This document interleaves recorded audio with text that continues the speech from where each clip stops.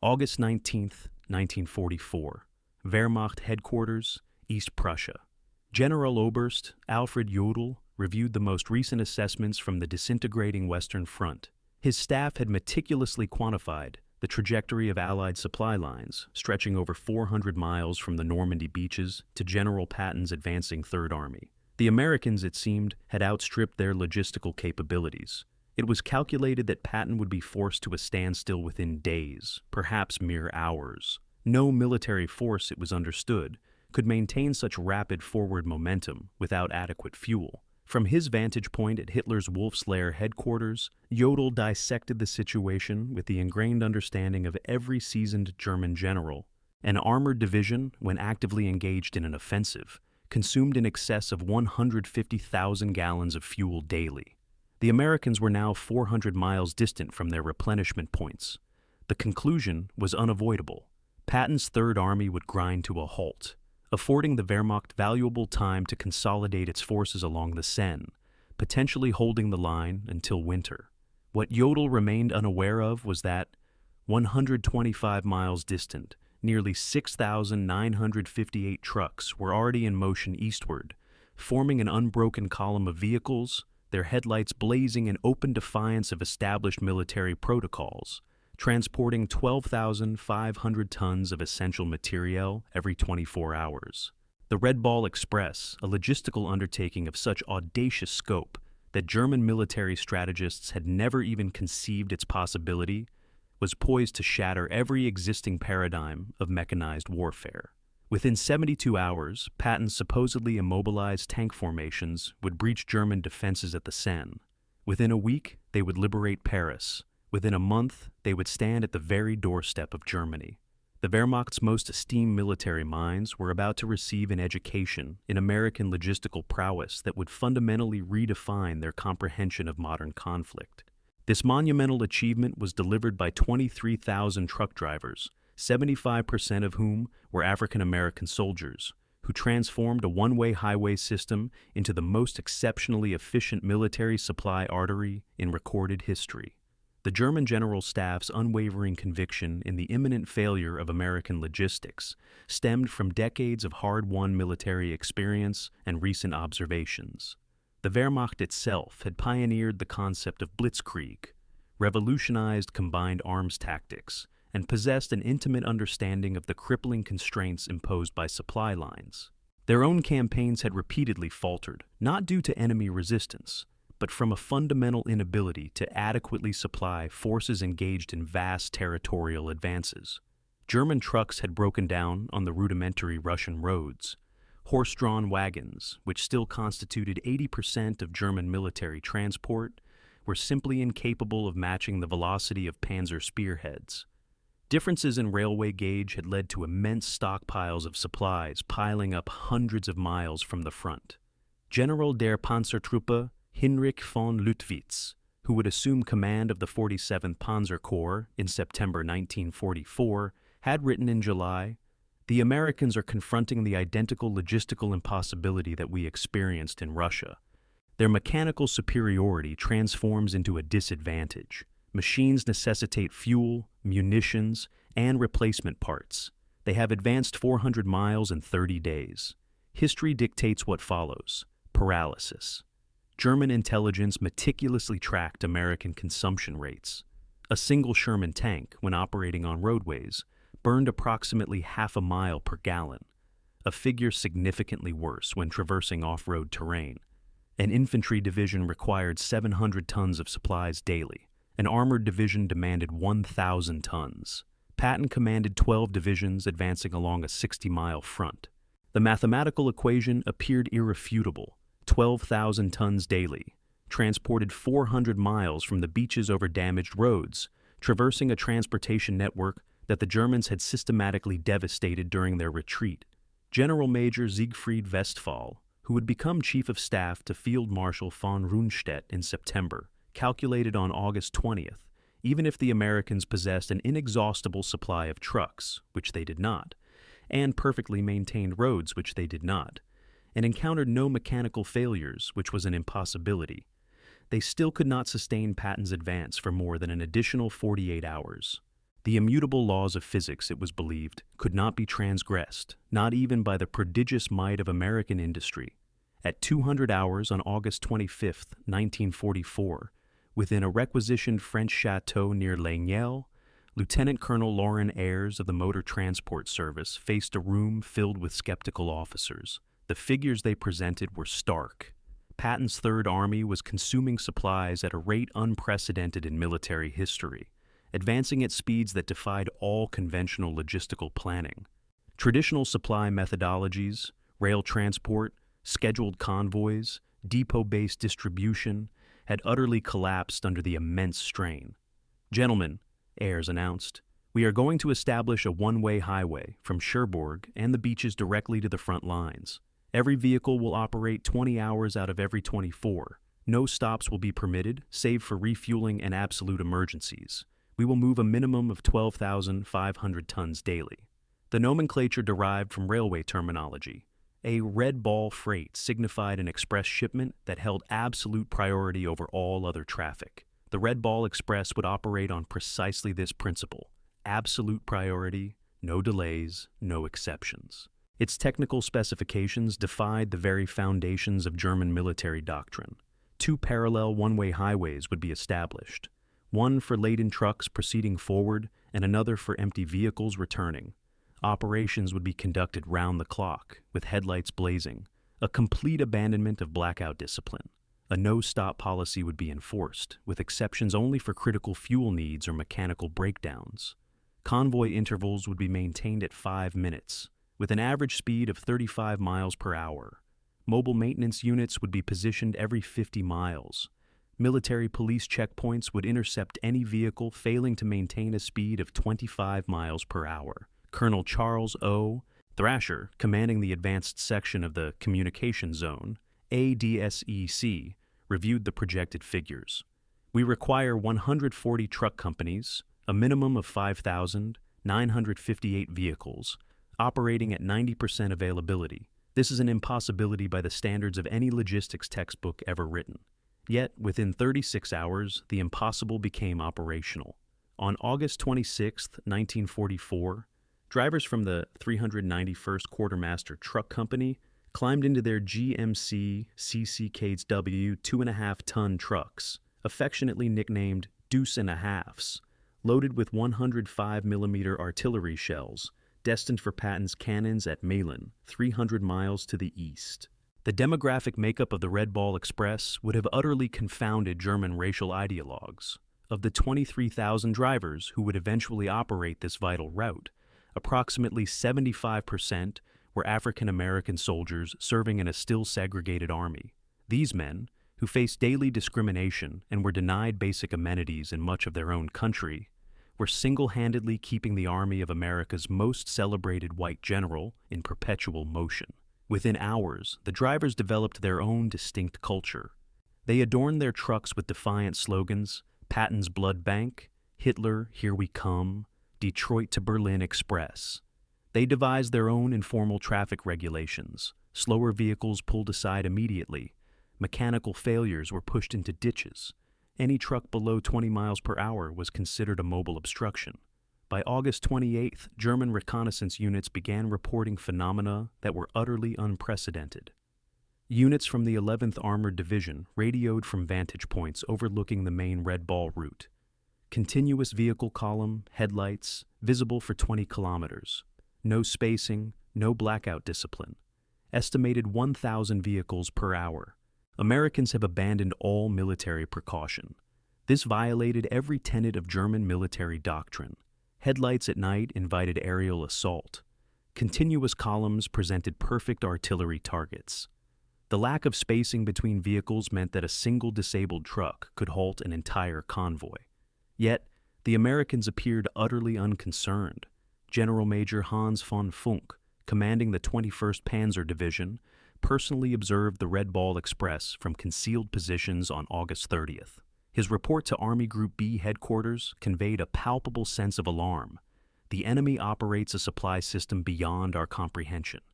Vehicles pass at 30-second intervals, day and night, without pause. They do not conceal themselves, do not disperse, and do not adhere to any rules we understand. This is not military science. It is mass production applied to warfare. What the Germans failed to grasp was that American logistics operated on fundamentally different principles. Where German doctrine emphasized concealment, American strategy relied on sheer volume. Where German forces conserved vehicles, the Americans anticipated a 20% mechanical failure rate and planned accordingly. Where German operations adhered to strict military procedure, American efforts were characterized by constant improvisation. The sheer numbers achieved by the Red Ball Express defied all German calculations of logistical feasibility. In its first week, from August 25th to August 31st, 1944, 89,939 tons of supplies were delivered, averaging 12,848 tons daily.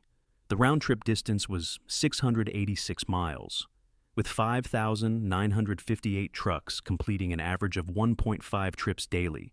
The fuel consumed solely by the operation itself amounted to 300,000 gallons. German logistics specialists who intercepted these figures from American documents dismissed them as outright propaganda. However, the numbers were undeniably real, and they were accelerating. By September 5th, the Red Ball Express had established a rhythm that seemed utterly incomprehensible to German logistics officers who still relied on horse-drawn wagons for 80% of their transport. Convoys departed every 5 minutes from the western terminus.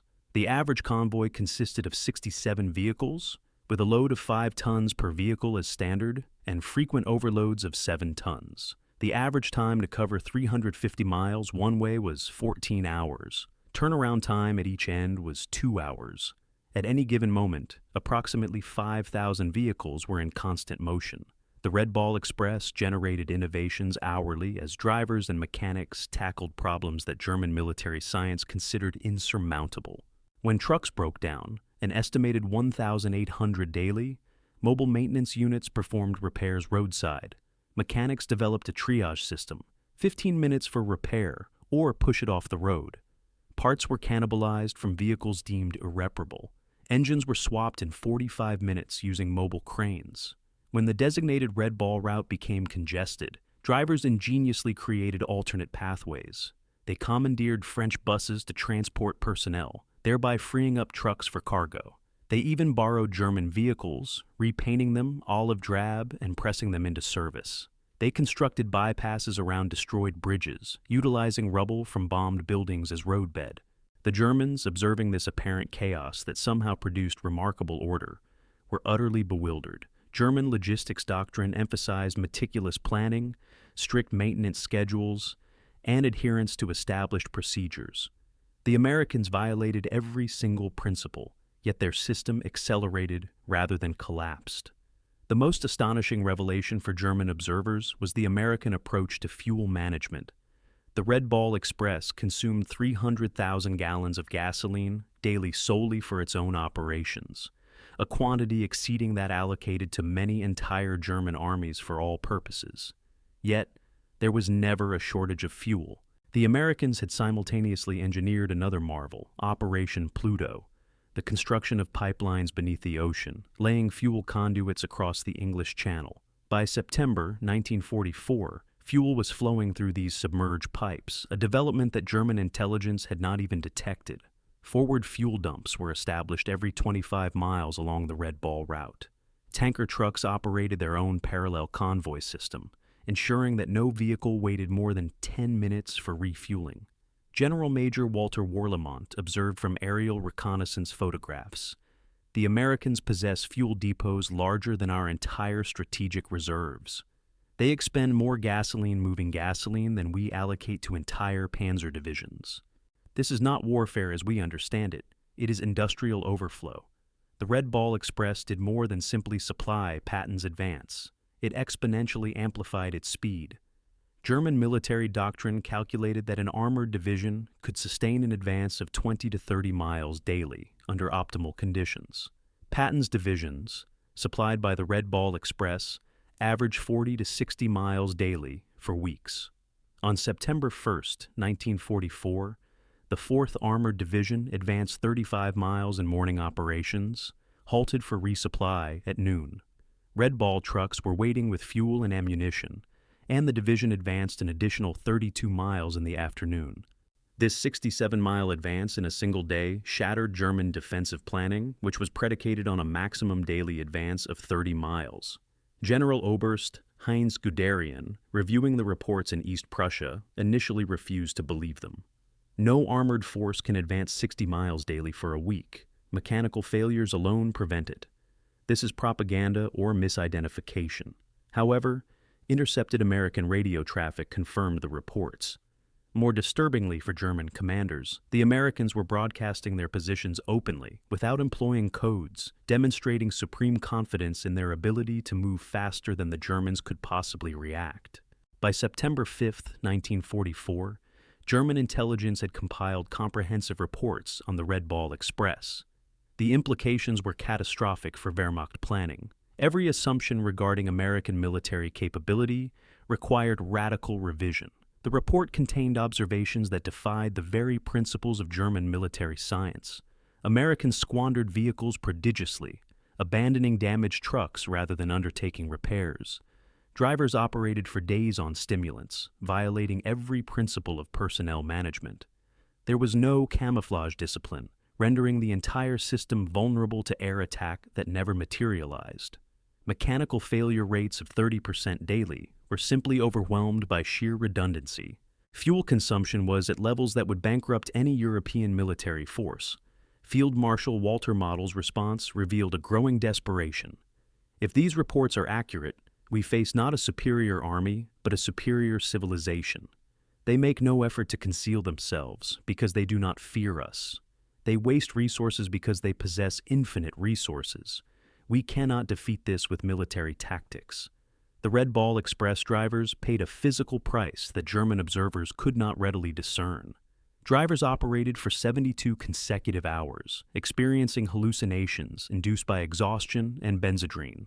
Accidents claimed the lives of 300 drivers during the Red Ball's operational period. Trucks collided in fog, overturned on damaged roads, and burned when overheated engines ignited.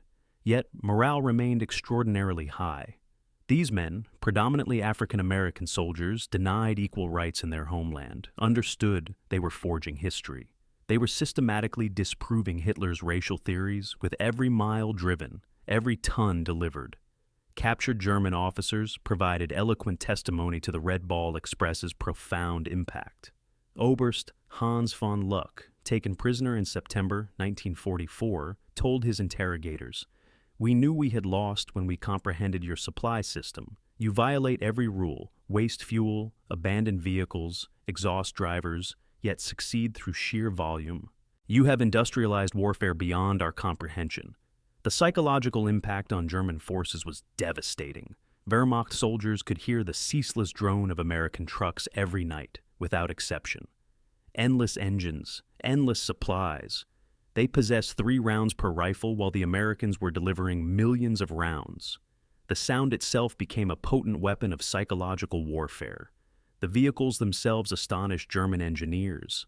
The GMC CKW 2.5-ton truck, the linchpin of the Red Ball Express, represented the pinnacle of mass-produced perfection. General Motors had manufactured over 500,000 of these vehicles by the war's end, a quantity exceeding the entire number of trucks of all types possessed by the German military combined. The trucks incorporated innovations that the Germans had not yet implemented. All-wheel drive as standard, not an option. Automatic tire inflation systems. Waterproofing that permitted fording 30-inch depths. Engines that operated reliably on low-quality fuel without modification. And heaters that actually functioned in winter. Even more stunning was the American maintenance philosophy. Where the Germans painstakingly rebuilt engines, the Americans replaced them. Where the Germans strictly rationed parts, the Americans discarded entire vehicles for even minor issues. While the Germans relied on master mechanics, the Americans employed thousands of competent mechanics capable of performing 80% of all necessary repairs. As the front advanced eastward, the Red Ball Express adapted with a speed that utterly bewildered German planning officers, who were accustomed to weeks of preparation for any significant logistical shift. When the original route to Chartres became insufficient, the Americans established Red Ball Express extensions literally overnight. The White Ball Express ran from Rouen to Paris. The Green Diamond connected Cherbourg to railroad transfer points. The Red Lion extended from Bayeux to Brussels. The ABC route linked Antwerp, Brussels, and Charleroi. Each new route was operational within 48 hours of its conception. German staff officers required weeks to plan similar operations. The Americans simply painted new markers, assigned trucks, and commenced rolling. The overwhelming presence of African American drivers in the Red Ball Express created profound cognitive dissonance for German racial theorists. Nazi ideology declared black people to be inferior, incapable of technical tasks, and lacking initiative. Yet, these drivers were executing logistical miracles that German forces were incapable of replicating. The African American soldiers keenly understood the irony. They were acutely aware of what the Nazis thought of them, which only served to fuel their determination to drive even harder. Every mile they traversed was a direct refutation of Hitler's hateful doctrines. They were combating racism with truck keys, defeating Nazi ideology through sheer, superior performance. Some captured German prisoners, forced to labor loading Red Ball trucks, found their worldviews irrevocably shattered by working alongside African American sergeants who calculated weight distributions with greater speed than German engineers, who spoke English with greater fluency than their instructors, and who treated prisoners with fairness, utterly disregarding the propaganda they had absorbed about racial behavior. The Red Ball Express necessitated infrastructure that the Germans deemed impossible to erect under combat conditions. Engineers constructed or reinforced 40 bridges, established 15 major fuel depots, created 26 maintenance stations, and erected 8 temporary cities for the drivers, all while the operation was in full swing. The bridge at Meuse, specifically destroyed by German engineers to cripple American logistics, was estimated by the Wehrmacht to require a minimum of 6 weeks for replacement. American engineers, however, constructed a temporary bridge in just 14 hours, while Red Ball convoys were rerouted only 8 miles via hastily bulldozed bypass roads. German engineers observed American construction methodologies with profound astonishment. There were no planning meetings, no detailed blueprints, merely immediate decisive action. They built faster than the Germans could destroy, creating infrastructure that seemed to materialize overnight in the French countryside. One particular achievement of the Red Ball Express utterly stunned German artillery officers: ammunition supply rates that exceeded their most optimistic theoretical calculations. American artillery units fired without restriction, a luxury no German unit had enjoyed since 1942.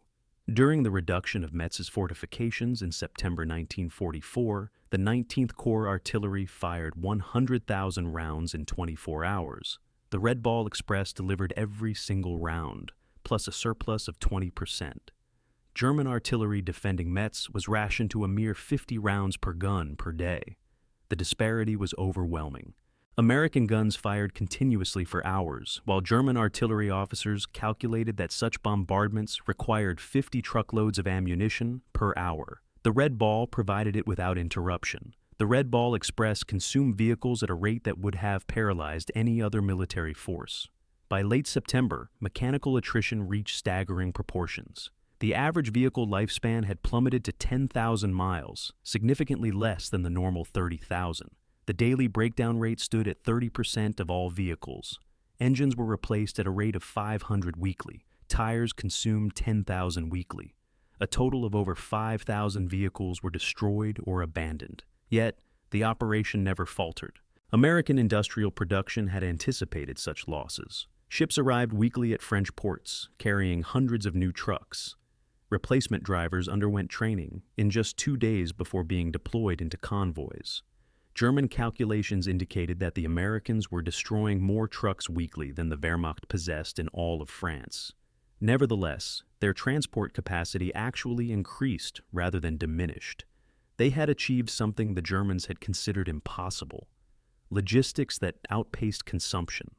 French civilians residing along the Red Ball route witnessed an abundance of American resources that starkly contradicted the years of scarcity imposed by German occupation. The psychological impact on the occupied populations was immediate and profound. Red Ball Express drivers, particularly the African Americans, frequently shared their rations with French civilians, despite explicit regulations. At every stop, children would gather, and drivers would bestow upon them chocolate, cigarettes, and soap. The contrast with German occupation was stark. Americans casually gave away what the Germans had strictly rationed. German intelligence reported on the significant propaganda impact. French civilians now believe American victory is inevitable. German forces point to the convoys as confirmation. There's been a 400% surge in resistance actions along key supply arteries. The populace that initially accepted our presence now actively resists. In early September of 1944, the Red Ball Express encountered its most significant trial. General Patton's Third Army had advanced so rapidly that even the Red Ball struggled to maintain its delivery tempo. The round-trip journey now stretched beyond 700 miles. Drivers were collapsing from exhaustion, and vehicles were falling apart.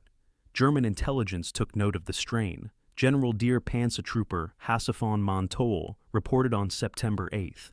American supply lines show signs of breaking down. The intervals between convoys have lengthened from 5 to 15 minutes. Vehicle speeds have diminished. This presents our opportunity. However, American ingenuity once again surprised the Germans. Within 72 hours, the Red Ball Express underwent a complete reorganization.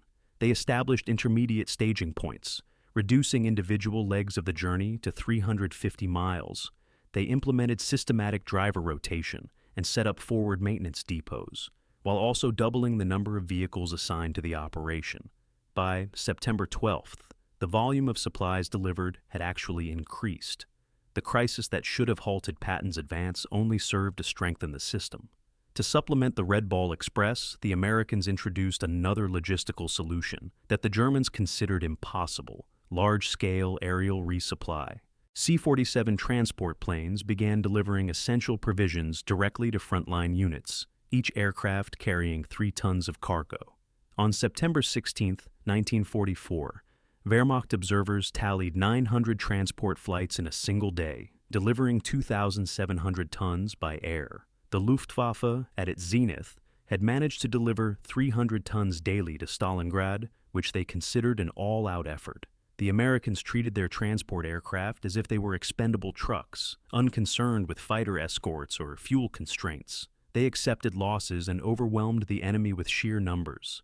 The Wehrmacht was incapable of competing with this industrial arithmetic. The Red Ball Express operated under command principles that defied German military structure.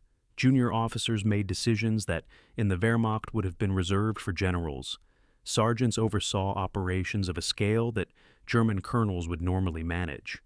This decentralization utterly confused German observers. American logistics appeared to function without any discernible central command. Every lieutenant acted like a general, and every sergeant like a colonel. Chaos should have ensued, yet instead, they achieved remarkable efficiency. The Wehrmacht's rigid hierarchy could not match this. By October of 1944, the advancing railheads began to reduce the demand on the Red Ball Express. The operation, which was initially projected to last 10 days, had continued for 82 days, delivering 412,000 tons of supplies across 122 million ton miles.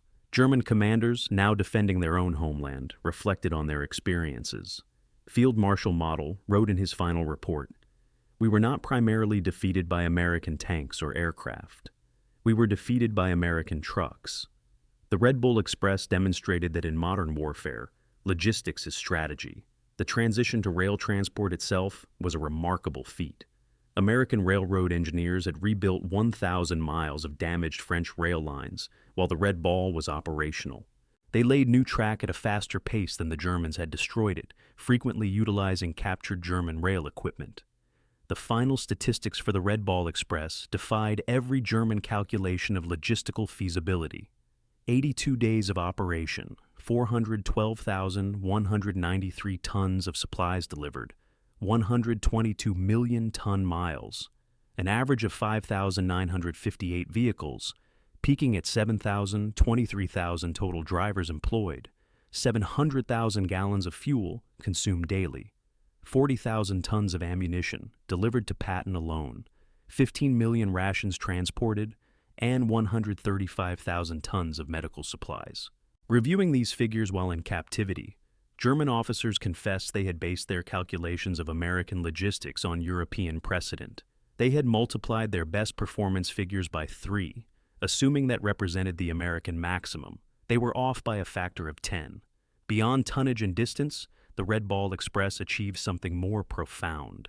It shattered the German faith in their own military supremacy. Wehrmacht officers who had dismissed the Americans as effeminate and overly reliant on machinery witnessed these same Americans achieve logistical miracles through sheer determination and abundant industrial capacity. German prisoners of war would stand silently at the fences of their internment camps, counting the passing Red Ball trucks. Some wept. They understood the implications, not merely that the Americans could supply their armies, but that they could expend more resources than Germany could possibly produce. They were watching their entire worldview crumble, one truck at a time. The Red Bull Express forced an unexpected racial reevaluation within the American military itself. The operation's success relied heavily on African American soldiers, who were still segregated, denied equal treatment, and excluded from combat roles. General Eisenhower, during a visit to Red Ball operations in September of 1944, witnessed this contradiction firsthand.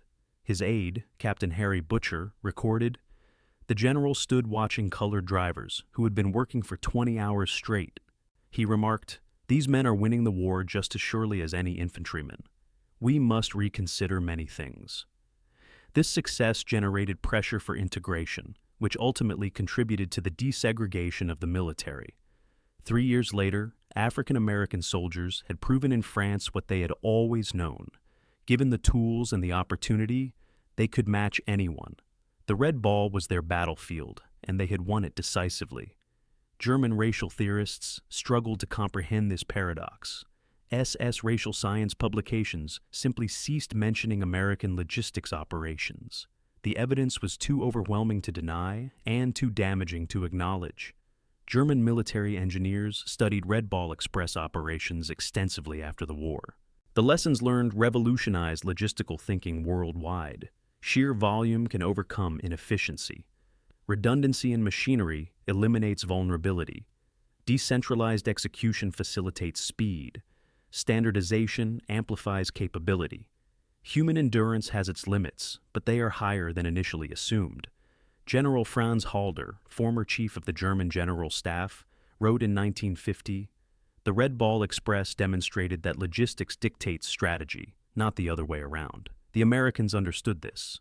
We learned it too late." Among the 23,000 Red Ball drivers, individual tales of heroism emerged that the Germans found incomprehensible within their military framework. These were verified accounts from official military records. Corporal John L. Houston drove continuously for 48 hours, delivering ammunition to the 2nd Armored Division near Cambrai. He fell asleep at the wheel 3 times, but continued his mission after being revived by other drivers. Private Booker T. Washington's truck caught fire due to overheating brakes while carrying medical supplies. Instead of abandoning it as procedure dictated, he drove the burning vehicle 2 miles to a field hospital, leaping out as flames engulfed the cab. The saved supplies aided wounded soldiers from both armies. These stories, multiplied thousands of times, revealed American military culture to the observing Germans. Individual initiative, calculated risk-taking, and mission accomplishment prioritized over strict adherence to regulations. Desperately, German forces attempted to create their own version of the Red Ball Express in late 1944. Operation Grief during the Battle of the Bulge included plans for using captured American trucks to establish German supply lines. The effort failed immediately. German drivers could not maintain American speeds. German mechanics could not repair American equipment quickly enough. German fuel supplies could not sustain the consumption rates. Fundamentally, the Germans could not replicate the American mindset of virtually unlimited resources. Obstany, commanding the operation, reported, "We captured 50 American trucks. Within a week, 30 were deadlined. The Americans would have simply replaced them. We attempted repairs. That difference explains our defeat. The winter of 1944 to 1945 presented the Red Ball Express with its ultimate challenge. Freezing rain, snow, and ice should have halted wheeled transport. German doctrine held that wheeled logistics became impossible below minus 10 degrees Celsius. Yet, the Red Bull Express persevered. Drivers wrapped chains around tires, poured alcohol into radiators, and continued their journeys. Speeds dropped from 35 to 15 miles per hour, but tonnage delivery persisted. German observers reported ice-covered convoys navigating blizzards that had brought panzer divisions to a standstill. The Americans had engineered a logistical system that functioned irrespective of weather, terrain, or enemy action. It was not elegant or efficient by German standards, but it was unstoppable. In May of 1945, captured German logistics officers were required to study Red Ball Express operations for historical documentation. Their conclusions were unanimous and deeply damaging to German military pride. General der Infanterie Friedrich Schulz summarized, "The Red Ball Express represents a form of warfare we never envisioned. The Americans created a temporary civilization. Thousands of men, thousands of vehicles, millions of tons of supplies that existed solely to provision armies, and then dissolved when no longer needed. We built permanent infrastructure over years. They created superior temporary systems in days. The most insightful analysis came from General Guderian, the father of German armored warfare. We invented Blitzkrieg, but never solved its fundamental limitation, logistics. The Americans solved it through industrial excess that we deemed impossible. The Red Ball Express was not a supply line, but a surging river of material that drowned our forces. The Red Ball Express cost the United States approximately $100 million in 1944. This figure accounted for destroyed vehicles, fuel consumed, road damage, and French claims for reparations. German staff officers, accustomed to managing scarcity, found the sum incomprehensible. Yet, the Americans considered it a modest price. The operation facilitated the capture of 400,000 German soldiers, the liberation of France, Belgium, and Luxembourg, and is estimated to have shortened the war by 6 months. Each day of war cost America $250 million. The Red Ball Express effectively paid for itself in a single day of shortened conflict. Lieutenant General John C. H. Lee, who commanded logistics for the European theater, stated, "We wore out 5,000 trucks and 23,000 men to defeat the German army in France. In any previous war, these would have been catastrophic losses. In American industrial warfare, it is acceptable overhead. An unforeseen consequence of the Red Ball Express was its revolutionary impact on post-war civilian logistics. Thousands of drivers returned to America with experience operating the world's largest transportation network. These veterans went on to found trucking companies, design interstate highway systems, and establish the modern American logistics industry. Companies such as Yellow Freight, Roadway, and Consolidated Freightways were initiated by Red Ball veterans who applied military logistics principles to civilian commerce. They had learned in France that sheer volume surpasses efficiency, speed trumps perfection, and if trucks can keep moving 24 hours a day, they can move the world. Military historians universally acknowledge the Red Ball Express as the decisive logistical operation of the European theater. Without it, Patton's advance would have faltered, Paris would have fallen weeks later, and German forces would have successfully established formidable winter defensive lines. The operation validated American military doctrine, which emphasized logistics above tactical considerations. While German officers studied Clausewitz and battlefield maneuvers, Americans studied Detroit assembly lines and railroad timetables. The Red Bull Express demonstrated that in modern warfare, the ability to supply forces determines victory more than battlefield brilliance. On September 15, 1944, Field Marshal Gerd von Rundstedt, Supreme German Commander in the West, received comprehensive intelligence regarding the Red Ball Express. After hours of studying the reports, he summoned his staff. "Gentlemen," he announced, "we face something beyond a military solution. The Americans have created a supply system that renders distance irrelevant. Our strategy was predicated on their culminating point, where advancing forces outstrip their supplies. That point no longer exists. They have revolutionized warfare, and we are fighting the last war." His operations officer, Oberst Hans Speidel, suggested interdicting the Red Ball routes with the remaining Luftwaffe. Von Rundstedt's response revealed a complete understanding.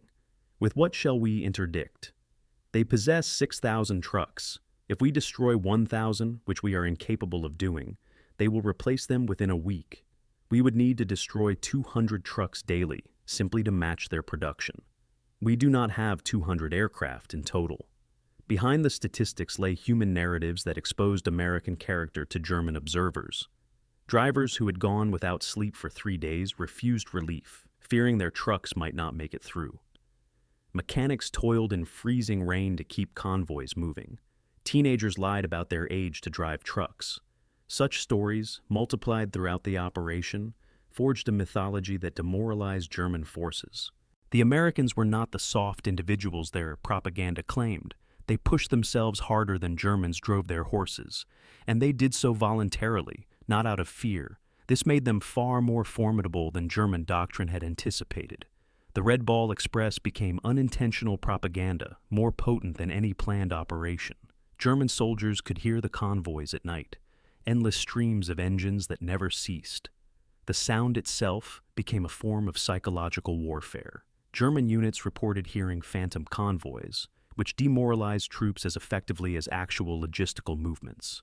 The knowledge that the Americans possessed unlimited supplies while German forces were rationing their last ammunition bred despair that undermined combat effectiveness.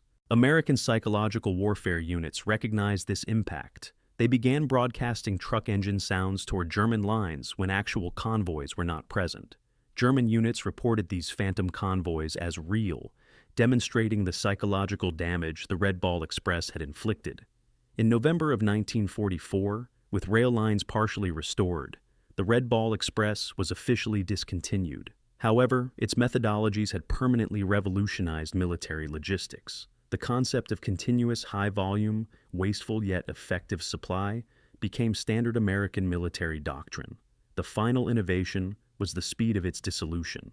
The colossal operation, involving 23,000 men, 6,000 vehicles, and hundreds of installations, vanished within 72 hours. Troops were reassigned, vehicles redistributed, and routes returned to civilian use. Germans, in contrast, required months to establish smaller operations and years to dismantle them. The Americans built what they needed, utilized it, discarded it, and then constructed something superior. When German generals surrendered in May of 1945, many specifically cited the Red Ball Express as evidence of the hopelessness of continued resistance. General der Panzertruppe Hans von Manteuffel stated during his interrogation, "When we understood your logistical capacity, we knew the war was lost. You could supply armies faster than we could destroy them. The Red Ball Express was a weapon against which we had no defense." Field Marshal Albert Kesselring, one of Germany's most capable commanders, was asked what most surprised him about American forces. His answer was, "Not your tanks, not your planes, but your trucks. The Red Ball Express showed us that you had militarized your entire society's productive capacity. We were fighting your factories, not just your soldiers." The final statistics of the Red Ball Express stand as a testament to American industrial warfare. Total cargo delivered, 412,193 tons. Total distance covered, 122 million ton miles. Trucks employed, 5,958 average, 7,000 peak. Drivers involved, 23,000 total. Operating days, 82. Fuel consumed, 57 million gallons. Tires worn out, 180,000. Vehicles destroyed, 5,000 plus. Cost, $100 million. German divisions defeated through supply advantage, 47. Estimated war days shortened, 180. These figures tell a story that transcended military operations. They represent the moment when warfare irrevocably changed, when industrial capacity became more critical than tactical brilliance, and when logistics dictated strategy rather than merely serving it. In 1994, on the 50th anniversary of D-Day, the United States Postal Service issued a commemorative stamp honoring the Red Ball Express at the National Postal Museum in Washington, D.C. The ceremony recognized the operation that, while overshadowed by combat engagements, proved equally decisive in Allied victory. Veterans who attended spoke of their pride in an operation that demonstrated American industrial might and individual determination could overcome any obstacle. They had driven through exhaustion, through mechanical failures, through weather that halted armored divisions. They were predominantly black soldiers, segregated, discriminated against, and denied recognition during the war, yet they delivered victory at 35 miles per hour. The Red Ball Express proved that in modern warfare, logistics is not a support function, it is the main effort.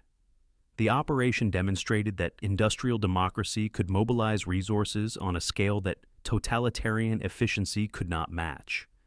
German generals who had initially scoffed at American logistics were silenced by 6,000 trucks, delivering 12,500 tons daily across 700 miles of liberated France. They had assumed the Americans would follow European precedent, conserve resources, and advance cautiously. Instead, the Americans unleashed a logistical tsunami that overwhelmed German forces with Allied abundance. The operation's success stemmed not from military genius, but from distinctly American characteristics that the Germans failed to comprehend: industrial excess, mechanical aptitude, improvisational skill, and most importantly, the initiative of individual soldiers who made independent decisions that, in the Wehrmacht, would have required field marshal approval. In his memoirs, General George S. Patton, whose Third Army was the primary beneficiary of the Red Ball Express, offered the ultimate tribute. The truck drivers of the Red Ball Express deserve as much credit for the defeat of Germany as any combat unit. They drove through exhaustion, through mechanical failure, through weather that stopped armor. Without them, the Third Army would not have moved. Without movement, we would not have won. They were predominantly black soldiers, segregated, discriminated against, denied recognition. But they won the war just as surely as any rifleman. History must record this truth. That truth stands as the ultimate testament to the Red Ball Express. 23,000 mostly African-American drivers, operating 6,000 trucks on a one-way highway to victory, achieved what German military science declared impossible. They supplied advancing armies faster than physics should allow, maintained a tempo exceeding human endurance, and proved that in modern warfare, the side with the most trucks defeats the side with the best tactics. The German generals had initially ridiculed American logistics, dismissing it as wasteful, undisciplined, and unsustainable. 82 days later, those same generals surrendered to armies supplied by the Red Ball Express, finally understanding that American trucks had triumphed over German tanks, that industrial abundance had overwhelmed military excellence, and that logistics had become strategy. The Red Ball Express concluded on November 16, 1944, but its impact resonated throughout military history. It proved that in the industrial age, victory belongs not to the bravest soldiers or the most brilliant generals, but to the nation capable of delivering the most supplies, the fastest, and the farthest. The German generals who had laughed at American logistics in August of 1944 signed surrender documents in May of 1945, defeated by 23,000 truck drivers who revolutionized warfare at 35 miles per hour. Their story deserves its place among the great military operations in history, not because it was elegant or efficient, it was neither, but because it worked. The Red Ball Express kept Patton rolling, kept the Germans retreating, and demonstrated that in modern warfare, the convoy of trucks holds more significance than the column of tanks. The highways of France still bear the marks of the Red Ball Express, ruts worn by overloaded trucks, hastily repaired bridges, and roadsides littered with abandoned vehicles. The ultimate testament to this endeavor is the swiftness of the Allied triumph. Each passing day the conflict was truncated, preserved countless lives. The Red Ball Express, in particular, compressed the timeline by several months. Ultimately, the German military leaders who had once scoffed at American logistical capabilities were forced to confront the harsh realities of contemporary combat. Novices debate skirmishes, seasoned commanders focus on provisions, and Americans excel at transportation. The Red Ball Express represented America's emphatic pronouncement, a thunderous declaration amplified by the relentless hum of 6,000 engines that operated without cease, delivering freedom and devastation at 35 miles per hour along a unidirectional path to conquest. The concluding statement emanates from a German officer, his name now obscured by the passage of time, whose words were relayed by a Red Ball driver during a commemoration held in 1994. Positioned alongside a thoroughfare in Belgium, observing the ceaseless stream of American vehicles, the officer remarked in his accented English to the individuals he had taken captive, "We anticipated every scenario, your armored vehicles, your aerial craft, your naval vessels. We never conceived of your trucks. How does one overcome an adversary possessing a greater number of trucks than they do fighting personnel?" The response flowed past him at regular intervals, manned by weary American servicemen who were revolutionizing military doctrine, one shipment at a time. The Red Ball Express had transformed the art of provision into strategic planning, the act of supplying into outright victory, and trucks into the most pivotal instrument of the European conflict.